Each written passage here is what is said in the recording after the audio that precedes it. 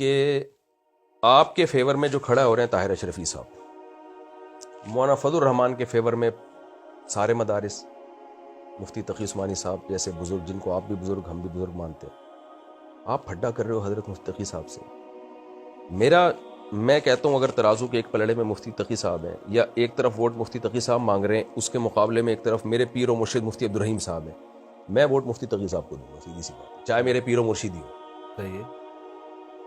ظاہر ہے وہ سینئروں کے سینئر ہیں، تو یہ بات میرے جیسے جو شادیاں کرتا رہتا ہے، جس کو بے وقوف سمجھا جاتا ہے، اس کی سمجھ میں آ رہی ہے کہ جہاں، اور ایسی پوسٹیں بھی آ رہی ہیں، یہ عبدالرحیم، یہ تقی عثمانی، مفتی عبدالرحیم صاحب کے ساتھ طاہر اشرفی صاحب، مولانا فضل الرحمان کے ساتھ مفتی تقی صاحب، قاری حریف جالندری صاحب، ووٹ کس کو دو گے؟ بالکل تو یہ کیا ہے؟ آپ کیوں مفتی تقی، یہ دلائل آپ کے ایک طرف، جی، لیکن مفتی تقی عثمانی صاحب کا ایک پلڑے میں ہونا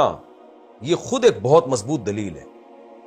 تو آپ کا مقابلہ چل رہا ہے مفتی تقی عثمانی صاحب سے، مولانا فضل الرحمان سپورٹ کر رہے ہیں مفتی تقی عثمانی صاحب کو، تو ایک لفظ بھی مفتی تقی عثمانی صاحب نے آپ کے فیور میں اب تک نہیں بولا ہے، جامعۃ الرشید کے فیور میں، کہ اس جنگ میں جامعۃ الرشید برحق ہے۔ اس کا کیا جواب ہے آپ کے پاس؟